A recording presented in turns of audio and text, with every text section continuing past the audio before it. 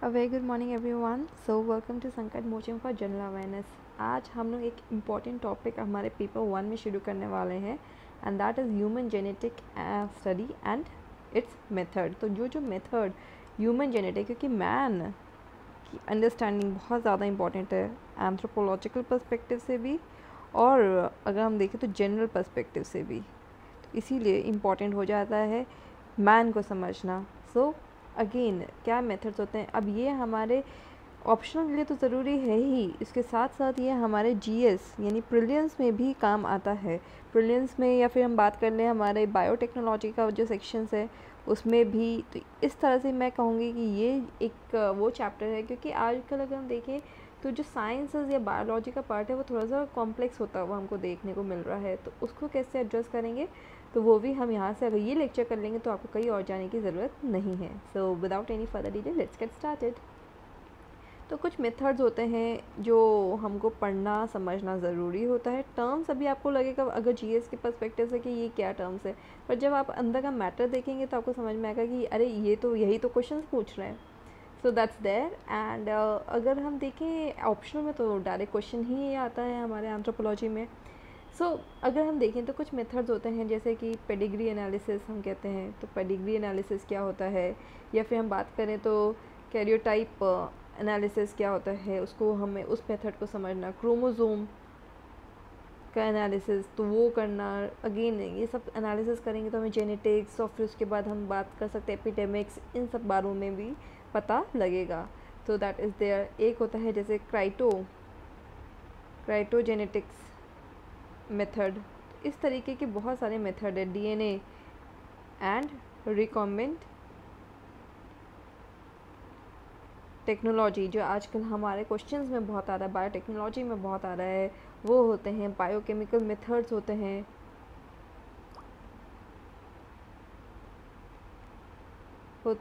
और again there are various paternity testing होती हैं। तो ये सब भी हमारे ऑप्शनल के लिए बहुत ज़्यादा इंपॉर्टेंट हो जाता है। ट्विन स्टडीज़ होते हैं, ट्विन पे तो डायरेक्ट क्वेश्चन आए हुए हैं, तो वो हम लोग देखेंगे कि अगेन पैटर्न नोट करना इन सब चीज़ों को, या फिर इम्यूनिटी एस्पेक्ट, तो इम्यूनोलॉजिकल मेथड्स क्या होते हैं। तो इस तरीके के ये सारे के सारे मेथड्स जो हैं और इसके आसपास जितना भी हम कवर कर सकते हैं, जो भी पॉसिबिलिटीज़ हैं वो सब हम लोग कवर करेंगे। ये सारे के सारे मेथड्स को हम लोग डिटेल में करने वाले हैं।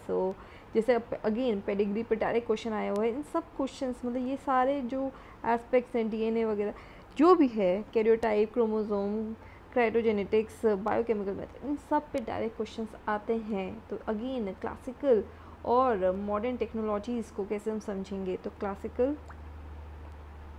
एंड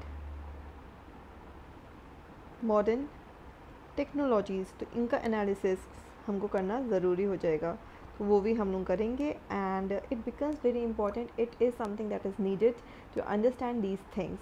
तो क्या टेक्नोलॉजीज़ होते थे, ह्यूमन जेनेटिक्स कैसे इवॉल्व हुआ है, ह्यूमन जेनेटिक स्टडीज़ कैसे इवॉल्व हुई है, ये सब हमको समझना होगा। क्या टेक्नोलॉजीज़ हैं उससे हम कैसे कुछ डिजीज़ और डिसऑर्डर्स को हम कैसे समझ सकते हैं, ये हमारा बेसिकली पर्पस हो जाता है। क्योंकि अगर जब हम किसी चीज़ को, डिसीज़ को या किसी भी एस्पेक्ट ऑफ डिसऑर्डर को हम समझेंगे तभी तो हम उसको क्योर कर सकेंगे। तो वहाँ पे हम देखेंगे अब जैसे क्लासिकल जेनेटिक मेथड्स हो गए, जैसे कि पेडिग्री स्टडीज़ हमेशा से यूज़ होती हैं, तो या ट्विन स्टडीज़ हो गया, ये सब हमारे रोल ऑफ हेरिडिटी क्या है, तो रोल ऑफ हेरिडिटी, और इसको कनेक्ट करेंगे हम विद द एनवायरनमेंट।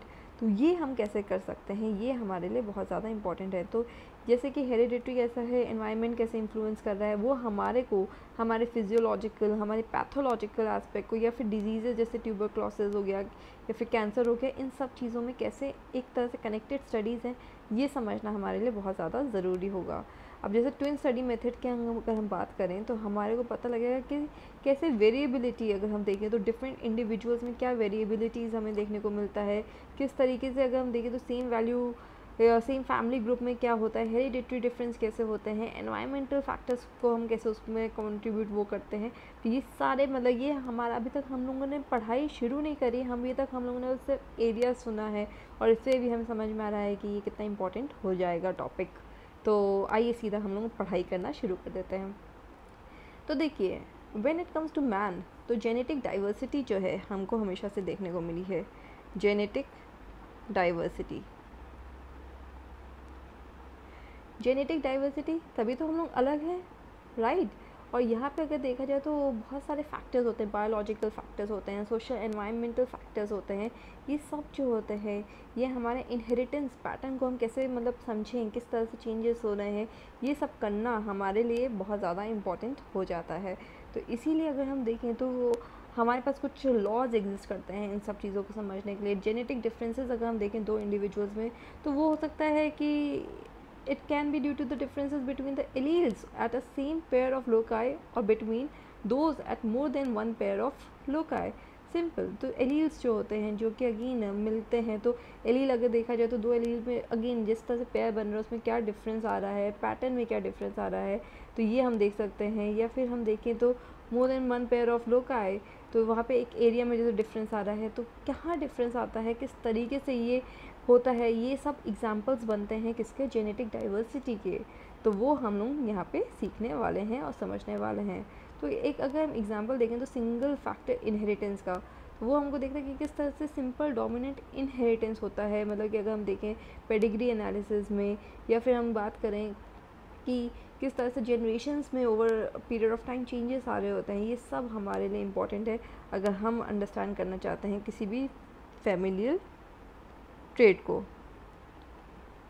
कि क्यों डिफरेंस एग्जिस्ट कर रहा है, क्या सिस्टम है। ये सब चीज़ें हमारे एस्पेक्ट्स के लिए, हमारी अंडरस्टैंडिंग के लिए बहुत ज़्यादा इम्पॉर्टेंट हो जाता है।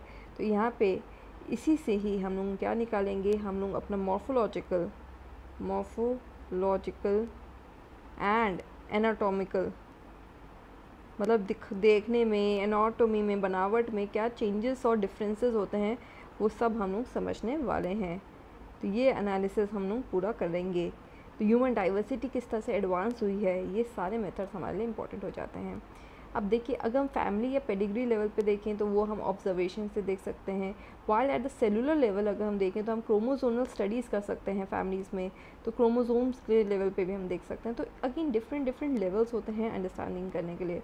अगर हम पॉपुलेशन लेवल पे देखा जाए तो अगेन हम मॉर्फोलॉजी को देखेंगे, क्या है, किस तरह से एनाटॉमी है, क्या है, मतलब जेनेटिक मार्कर्स हम देखेंगे। जैसे ब्लड ग्रुप को हम स्टडी करेंगे तो ब्लड ग्रुप हो गया, पीटीसी हो गया, इस तरह से हो गया। बायोकेमिकल ट्रेट्स हो गए, तो G6PD, ये सारी टर्म्स से आप डरिए मत। तो अगेन हमने क्या बात की, तो ब्लड ग्रुप्स को हम एनालिसिस कर सकते हैं। ब्लड ग्रुप्स हो गया, फिर हमारा ABH सिक्रीशन कैसा है उसके बारे में, ये सब टर्म्स जो हैं हम लोग अभी डिस्कस करेंगे। हर चीज़ हम लोग अच्छे से डिस्कस करेंगे। इससे इस लेक्चर से डरना नहीं है, सिर्फ ये समझना है कि हमारा क्या एरिया है, एक इंट्रोडक्टरी टाइप का हमारा यहाँ पे एरिया बन जाएगा। बायोकेमिकल ट्रेट्स कैसे हैं, तो बायोकेमिकल, तो मॉलिक्यूलर लेवल पे हम लोग क्या समझ रहे हैं, तो अगेन G6PD, इसके बारे में हम पूरा डिस्कस करेंगे डिटेल में, ये सब कैसे होता है। फिर रेड सेल एंजाइम पॉलीमॉर्फिज्म्स कैसे हो रहे होते हैं, इनको समझने के लिए पहले तो हम ये टर्म्स समझेंगे, ये सब आइडिया समझेंगे, फिर इनको कैसे इन मेथड्स को कैसे एम्प्लॉय किया जा सकता है। या फिर DNA फिंगरप्रिंटिंग का बहुत नाम सुन रहे होंगे, तो DNA फिंगरप्रिंटिंग,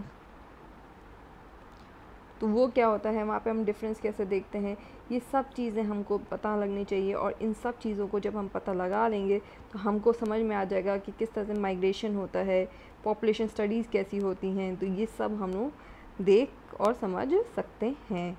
सो यहाँ पे अगेन डिफरेंट एथनिक ग्रुप कैसे आ रहे हैं, उनमें क्या सिमिलरिटीज़ हैं, क्या डिफरेंसेस हैं, जेनेटिक लेवल पे क्या चल रहा है, ये सब चीज़ें हमारे लिए इम्पॉर्टेंट हो जाता है। तो ये सब हम लोग करेंगे। तो ये एक इंट्रोडक्टरी चैप्टर था और यहाँ पे हम लोगों ने बात कर लिया हमारे मेथड्स क्या क्या रहेंगे, तो पेडिग्री, कैरियोटाइप, क्रोमोसोम, ये सब चीज़ें हम लोग डिस्कस करेंगे। So yes, please like, share and subscribe Sankat Mochan for general awareness. Thank you.